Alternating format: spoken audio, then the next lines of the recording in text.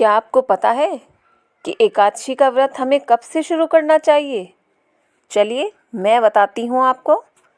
मैं निधि आपका अपने चैनल शुभ संस्कार पर स्वागत करती हूँ। आज की इस वीडियो में मैं आपको बताऊंगी कि हम एकादशी का व्रत पहली बार कब से प्रारंभ कर सकते हैं। इसके साथ साथ मैं आपको ये भी बताऊंगी कि उत्पन्ना एकादशी 2024 का शुभ मुहूर्त क्या है, उसके महत्व और उसमें क्या क्या विधियां और क्या क्या नियम हमें करने चाहिए, वो सब मैं आपको इस वीडियो में बताऊंगी। तो मेरी इस वीडियो पर बने रहिए।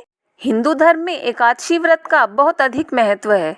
ये व्रत हर महीने में 2 बार पड़ता है, एक शुक्ल पक्ष में और एक कृष्ण पक्ष में।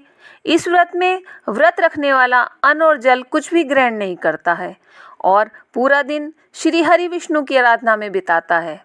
धार्मिक मान्यताओं के अनुसार एकादशी व्रत करने से व्यक्ति के सभी पाप धुल जाते हैं और वो सीधा मरने के पश्चात स्वर्ग धाम को जाता है। अगर आप भी एकादशी व्रत की शुरुआत करने की सोच रहे हैं तो मार्गशीर्ष महीने की उत्पन्ना एकादशी को आप ये व्रत प्रारंभ कर सकते हैं, क्योंकि इसी दिन एकादशी माता का जन्म हुआ था। धार्मिक मान्यताओं के अनुसार उत्पन्ना एकादशी के दिन ही भगवान विष्णु ने माता एकादशी को आशीर्वाद दिया था और उनके इस व्रत को पूजनीय बताया था। इसलिए ही उत्पन्ना एकादशी से इस व्रत को प्रारंभ करना सबसे ज़्यादा शुभ माना जाता है। इसके अलावा आप चैत्र, बैसाख और माघ के महीने में भी इस व्रत को शुरू कर सकते हैं, लेकिन मार्गशीर्ष महीने की कृष्ण पक्ष की एकादशी से ये व्रत करना अति उत्तम माना गया है। तो आप उत्पन्ना एकादशी से ही इस व्रत को प्रारंभ करें। पंचांग के अनुसार मार्गशीर्ष माह के कृष्ण पक्ष की एकादशी तिथि की शुरुआत 26 नवंबर रात 1:01 पर होगी और ये तिथि 27 नवंबर रात 3:47 पर समाप्त होगी। ऐसे में 26 नवंबर को उत्पन्ना एकादशी व्रत किया जाएगा और उत्पन्ना एकादशी व्रत का पारण अगले दिन यानी कि द्वादशी तिथि में किया जाता है। उत्पन्ना द्वादशी का पारण 27 नवंबर को दोपहर 1:12 से लेकर 3:18 के बीच में किया जाएगा। व्रत का पारण करने के बाद श्रद्धा अनुसार गरीबों में अन्न, धन और वस्त्र का दान करना उत्तम माना गया है। मान्यता है कि दान करने से जातक को जीवन में सभी सुखों की प्राप्ति होती है। उत्पन्ना एकादशी का संबंध भगवान विष्णु की महाशक्ति माँ एकादशी के जन्म से है।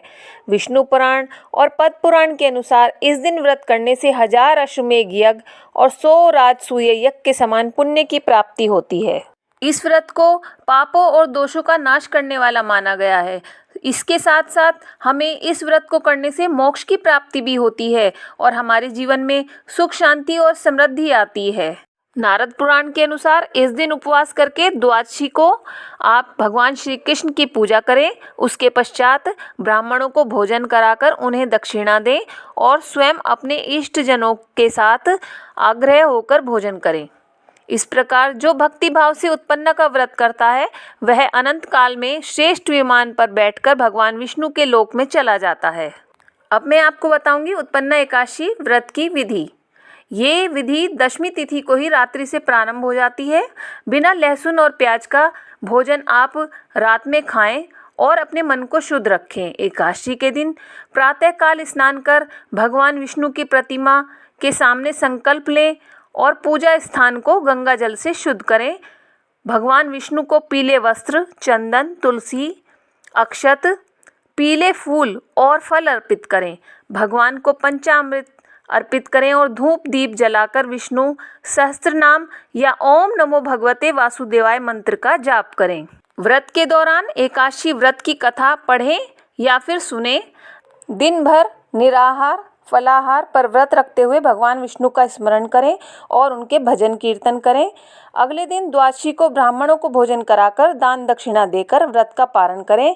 यह विधि भगवान विष्णु की कृपा करने और जीवन के पापों से मुक्ति दिलाने में सहायक मानी जाती है। आई होप आपको मेरी ये वीडियो अच्छी लगी होगी। अगर आपको मेरी ये वीडियो अच्छी लगी तो प्लीज़ मेरे चैनल को सब्सक्राइब कीजिए, लाइक कीजिए और शेयर कीजिए। धन्यवाद।